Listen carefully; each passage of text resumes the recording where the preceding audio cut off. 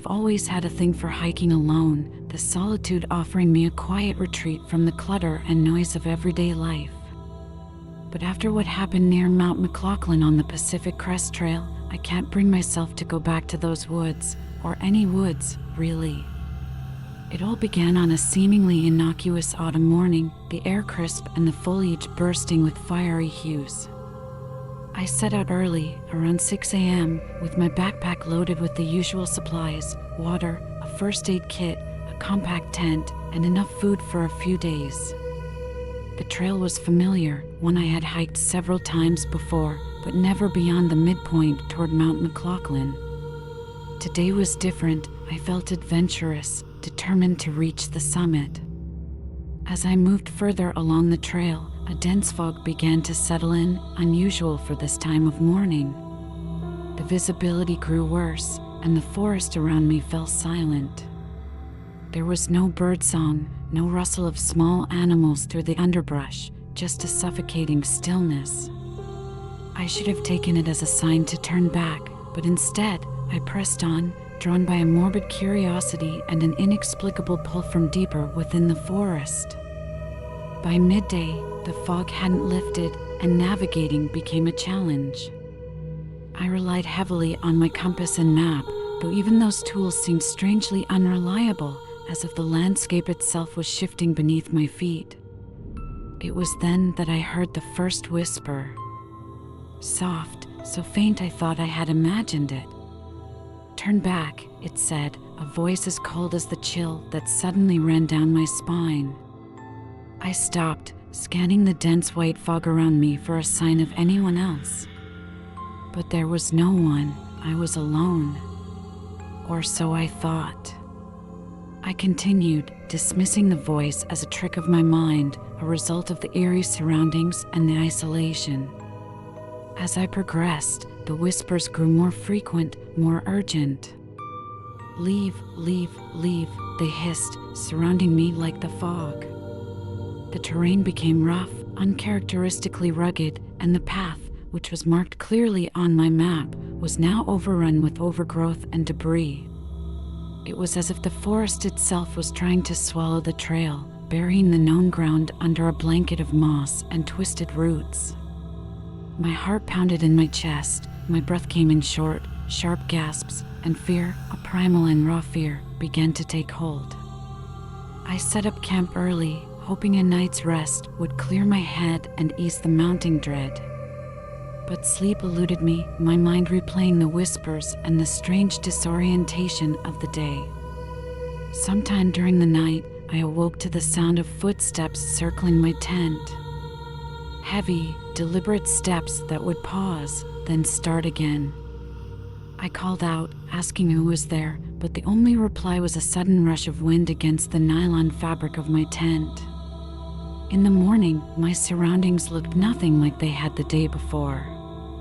The trees seemed taller, darker, their branches twisting into grotesque shapes, the leaves whispering secrets I couldn't understand. My equipment was scattered about the site as if tossed by unseen hands.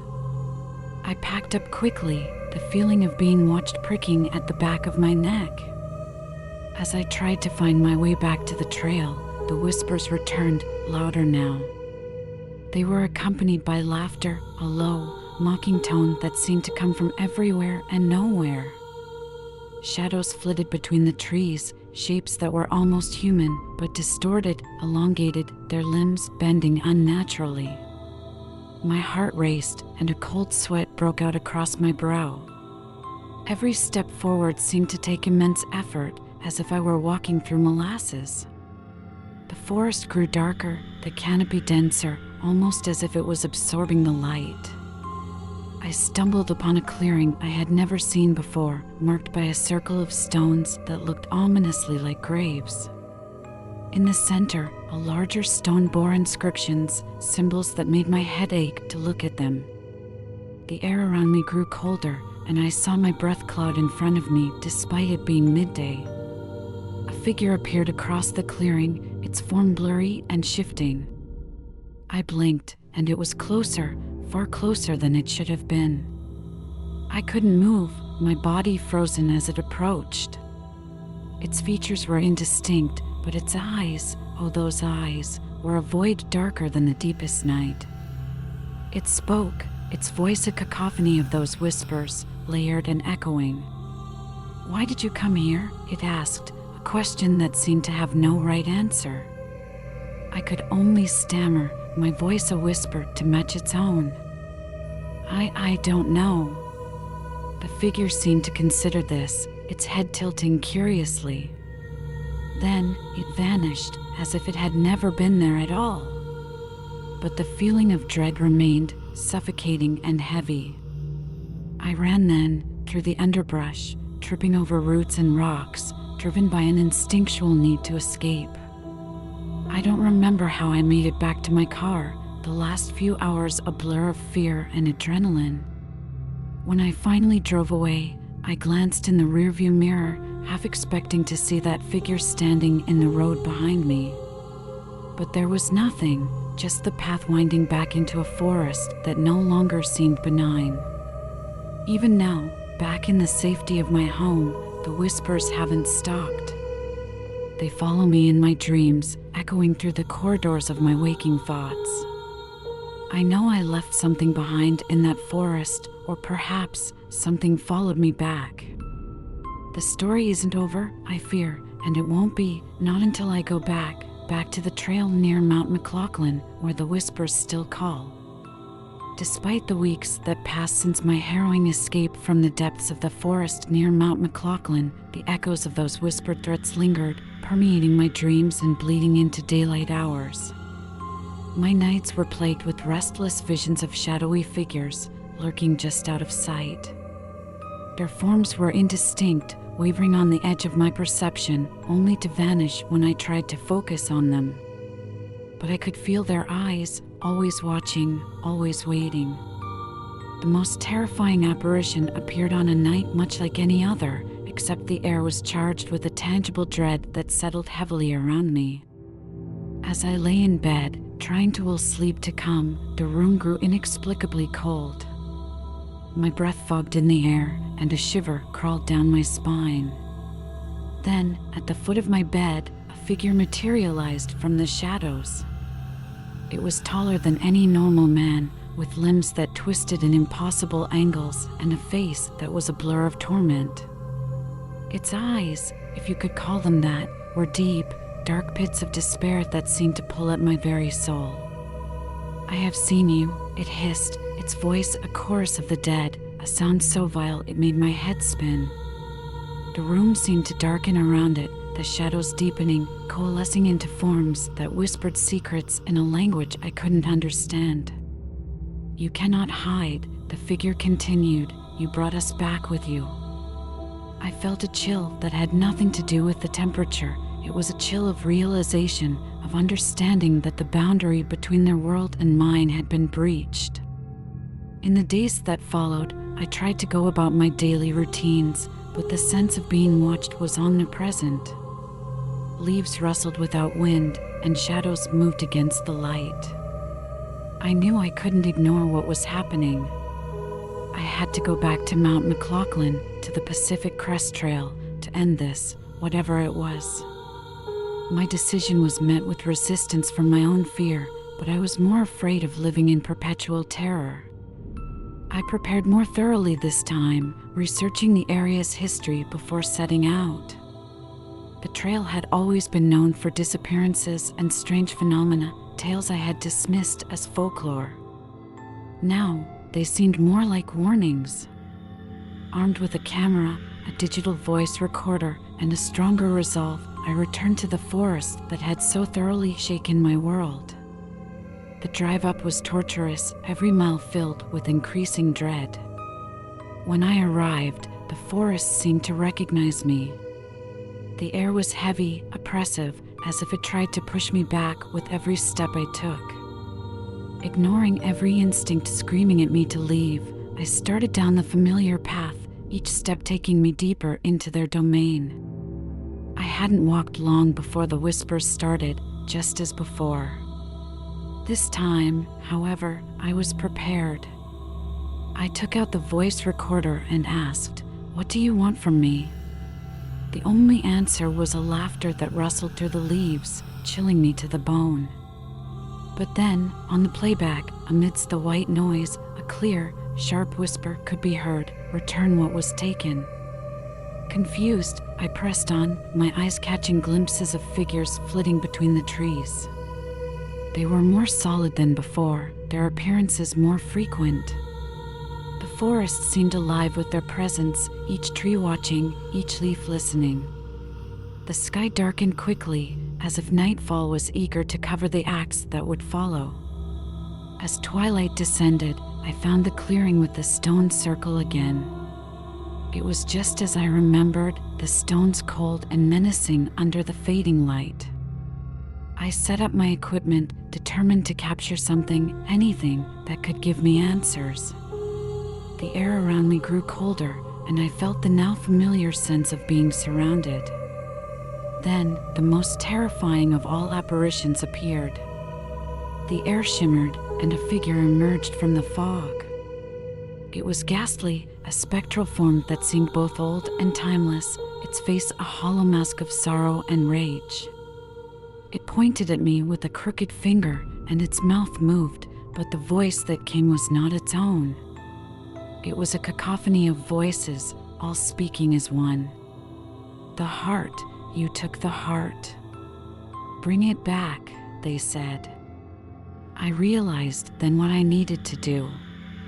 The figure was tied to something I had unknowingly taken from the site, perhaps a photograph, a physical piece of this cursed land, or something less tangible, like a piece of its spirit captured in my camera. Whatever it was, I had to return it, to appease whatever forces I had disturbed.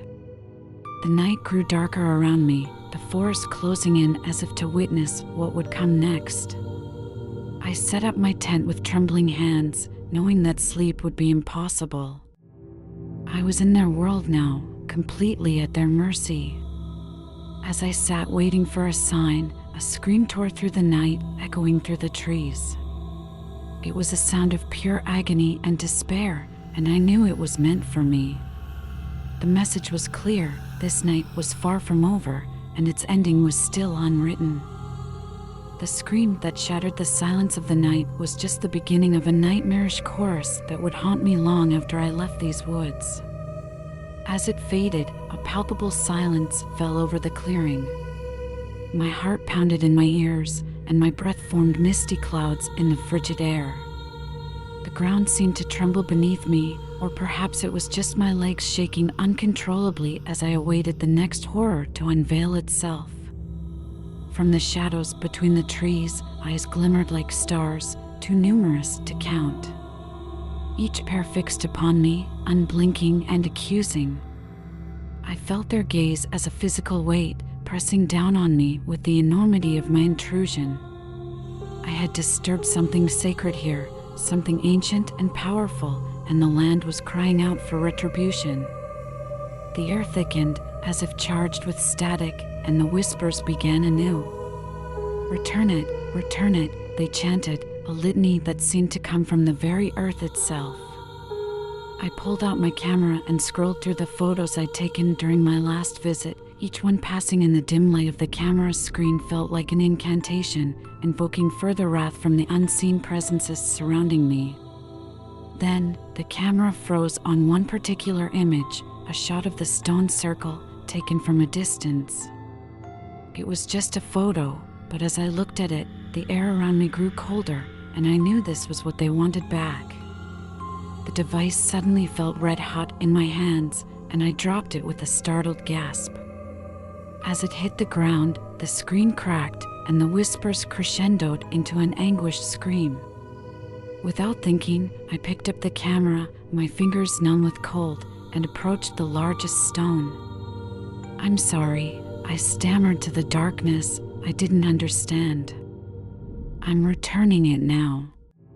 I placed the camera on the ground at the base of the stone, pushing it as close as I could against the cold, mossy surface.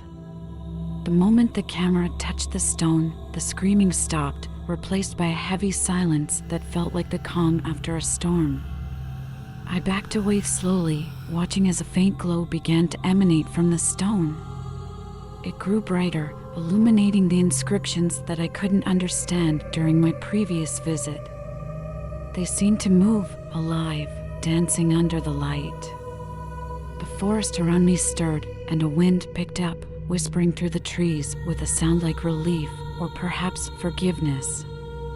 As I turned to leave, a new figure emerged from the woods. Unlike the others, this one had a serene aura, less menacing, but equally unsettling. Its features were soft and sad, a mournful spirit that moved gracefully toward me. "You have returned what was not yours to take," it said, its voice a melodious echo that seemed to blend with the wind. "But the land does not forget easily, nor does it forgive quickly." Frozen in place, I could only nod. The spirit continued, "You must leave now, but know this, you carry a part of this place with you. It will call to you, and one day you must answer."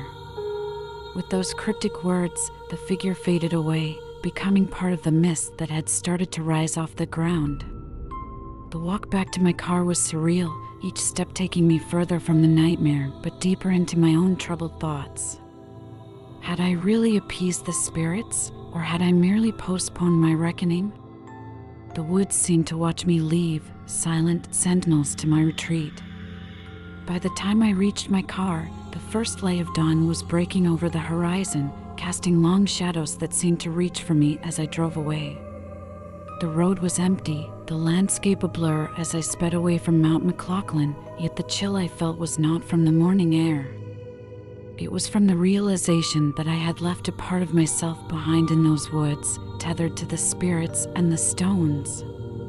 The drive home was long and filled with an oppressive silence that no radio station could fill.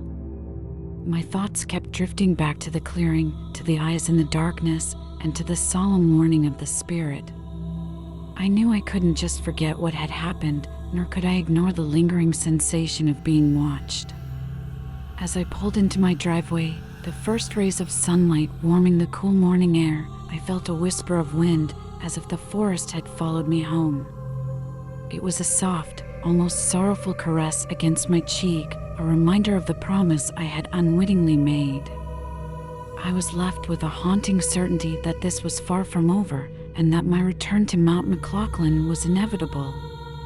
The story continued to unfold, a tale of shadows and whispers, waiting for the moment when I would once again walk the haunted path of the Pacific Crest Trail.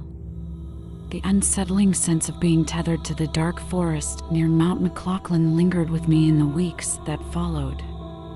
Despite the distance, the feeling of a cold, unseen gaze remained, as if the forest's eyes had rooted themselves within the very walls of my home.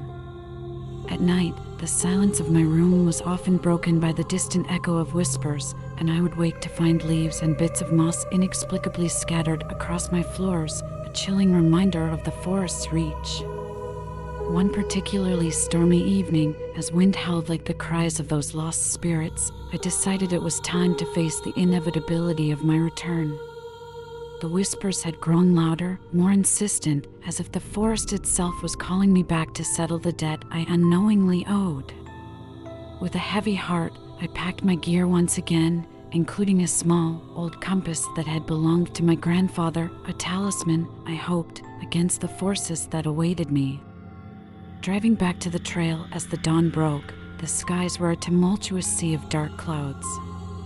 The closer I got to the trailhead, the more the natural sounds of the world faded, replaced by an oppressive silence that seemed to absorb even the noise of my car's engine.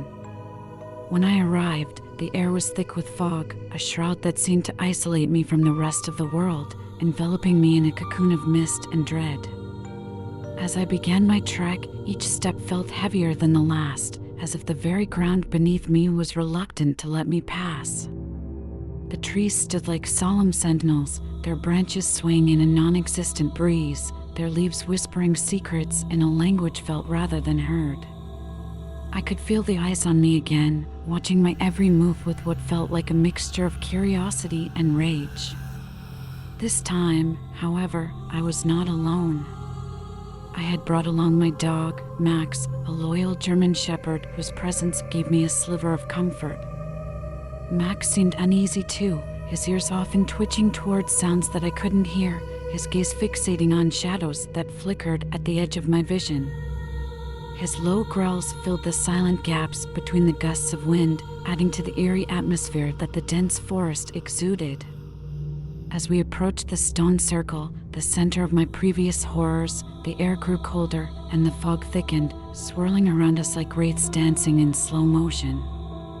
I felt a pull towards the center stone, the same one where I had left my camera, now nowhere to be seen, likely taken back by the forest as its own. I stood before the stone, feeling the weight of countless eyes upon me, and spoke aloud, "I have returned to give back what I took and to end this bond." No sooner had I spoken than the ground beneath the stone circle began to tremble. Max barked furiously, backing away as the stones themselves seemed to sink slowly into the earth, the ground swallowing them as if correcting an ancient wrong. From the depths of the newly formed pit, a brilliant light burst forth, casting shadows that danced frenetically around the clearing. The light grew in intensity, blinding me for a moment, and when my vision cleared, I saw them, the spirits of the forest, their forms now clear and less menacing. They circled the pit, their hands joined as if in thanks or perhaps in farewell. One by one, they descended into the light, their forms dissipating into wisps of mist before vanishing completely. The air suddenly warmed, and the forest's oppressive presence lifted. The sun broke through the clouds above, its rays piercing the fog, scattering it away. Max came to my side, nuzzling my hand as if to comfort me or perhaps to reassure himself. As we left the clearing, I looked back to see the forest in a new light, no longer dark and menacing, but vibrant and alive with the sounds of birds and the rustling of small creatures. Driving home, the sense of dread that had accompanied me on the journey there was replaced by a profound relief. The bond was broken, the debt paid. The forest had reclaimed its secrets, and I was free from its whispers and watchful eyes. As I crossed the threshold of my home, the normalcy of life welcomed me back with open arms. The leaves and moss no longer appeared, the whispers faded into nothing more than a distant memory, a chilling tale to recount but no longer endure. That night, as I finally settled into a peaceful sleep, I understood that some places hold secrets meant only for the earth to know, and some debts are paid not with gold or goods, but with respect and recognition of the ancient powers that dwell in the unseen corners of the world. The story of my strange experience hiking near Mount McLoughlin had come to an end, with the forest reclaiming its peace and me reclaiming mine.